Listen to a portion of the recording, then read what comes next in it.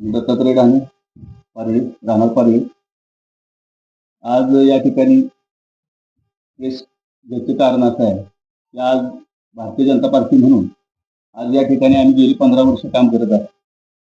आज या ठिकाणी बऱ्याच दिवसानंतर म्हणजे आम्ही असेच प्रश्न केल्यानंतर जो संघर्षाचा काळ झाला, त्या संघर्षाच्या काळामध्ये आज आम्ही आमदार मळूदारांच्या मागं कायम भक्कमपणे उभं राहिलो आणि त्या पद्धतीनं पुढे कार्यरत होता.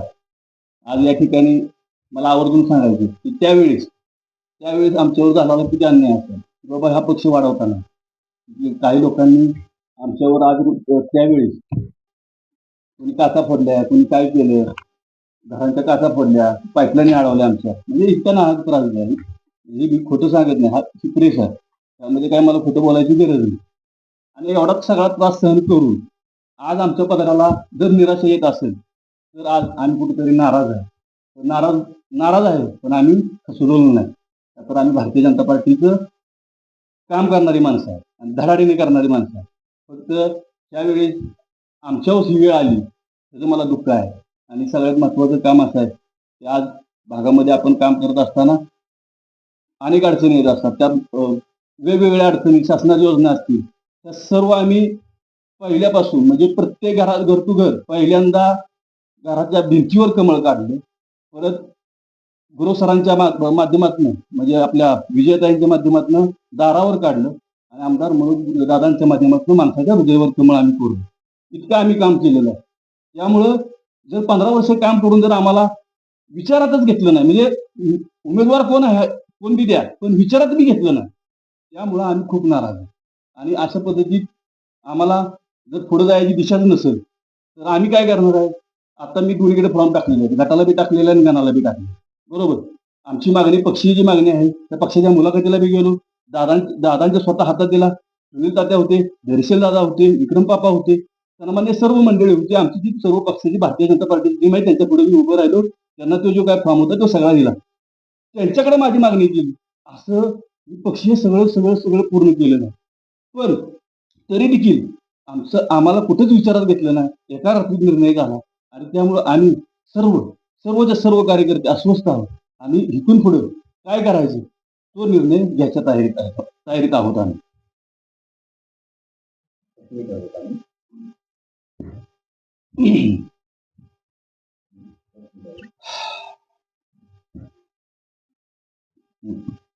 काय सांगाल तुम्ही आता जो आता सांगितलं तुम्ही पंचायत समिती आणि गटालाही अर्ज टाकलाय. बरोबर. याबाबत तुम्ही भूमिका काय, शेवटचा दिवस आहे अर्ज काढली तर तुमची भूमिका काय नक्की आहे? माझी भूमिका स्पष्ट आहे. मी ऑफिसला बी सांगितलेलं आहे, सगळ्यांना सांगून आलो. कारण की माझी भूमिका स्पष्टच आहे की मी गटाचा हा फॉर्म काढणारच आहे. त्याबद्दल दुमत नाही. का तर आम्ही भाऊसाहेब महाराजांच्यावर प्रेम करणारी माणसं आहेत आणि आज रोजी बी आहे आणि दादांच्यावर बी प्रेम करणारी माणसं आहे. त्यामुळं इथं जे काय चाललंय त्याला आज बऱ्याच अडचणी आलेल्या आहेत. ज्या इथलं गाव पातळीवर जे राजकारण असतं, उदाहरणार्थ सोसायटीवरील भाऊसाहेब महाराजांचा जो बोर्ड काढला त्याच्याबद्दल जो आमचा स्वाभिमान दुखवला गेला आणि बाजार समितीवर निवडणूक लावली त्याबद्दल देखील आम्हाला खंत आहे. पण आम्ही सर्वसामान्य माणसं आहोत. आम्हाला कुठं न्याय मागायचा. म्हणून आज ही वेळ आहे न्याय मागायची सर्वसामान्य शेतकऱ्यांसाठी आणि सर्वसामान्य माणसासाठी. सर्वसामान्याचा अधिकार जो आहे तो मला जपला पाहिजे आणि त्यासाठी मला लढायचं. म्हणून मी गाण्यामध्ये लढणार आहे.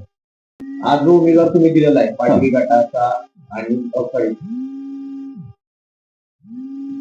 आज जो तो उमेदवार तुम्ही दिलेला आहे उमेदवार तुमचे गावचे उमेदवार आहे ढाणे म्हणून काहीतरी उमेदवार, बरोबर, त्यांचं नेमकं काय आहे की तुमच्यापर्यंत संपर्क केला नाही की तुम्ही एवढे अर्ज देऊन टाका? हो ना, दादानी मला सांगितलं ऑफिसवर की आम्ही बोललोय त्यांच्याबरोबर की तुम्हाला कॉन्टॅक्ट करतील, संपर्क करतील, येणाऱ्या उद्याच तुम्हाला ते भेटतील. आज शेवटचा दिवस आहे. आज रोजीपर्यंत आम्हाला भारतीय जनता पार्टीच्या उमेदवाराला आज मी भारतीय जनता पार्टीचा नुसता कार्यकर्ता नाही तर मी आज भारतीय जनता पार्टीचा उपाध्यक्ष आहे रहमतपूर मंडळाचा. तरी देखील आज रोजीपर्यंत उमेदवार भेटलेला नाही. कुठलाही उमेदवार भेटलेला नाही. दोन्ही उमेदवार मला भेटलेले नाहीत. अजित सरांचा फक्त फोन आला, मी संध्याकाळी येतोय, पण ते देखील आलेले नाहीत. म्हणजे आम्ही कार्यकर्त्यांनी काय करायचं. आज आम्हाला दिशा नाही, दिशाहीन झालेलो कार्यकर्ते आहे, पण आम्ही आमच्या भूमिकेवर ठाम आहे. बरोबर. बरोबर. तुमची पुढची भूमिका काय? नाही, आम्ही मैदानात काम करणारी माणसं आहे.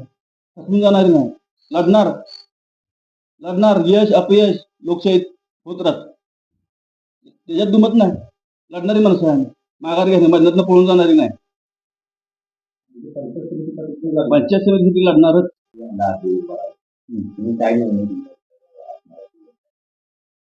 काय असतं माहिती आहे का, पक्ष प्रयत्न करणार तर काय करणार, फक्त पक्षाने विचार केला पाहिजे होता ना अगोदर. माझ्याकडे प्रश्न आहे त्याचं मला उत्तर नाही ना. उमेदवार का नाही आला त्याचं उत्तर आहे, पक्षाने त्याची उत्तर द्यायची पहिल्यांदा आणि मग माझ्यापर्यंत यायचं. मी थांबलोच होतो ना.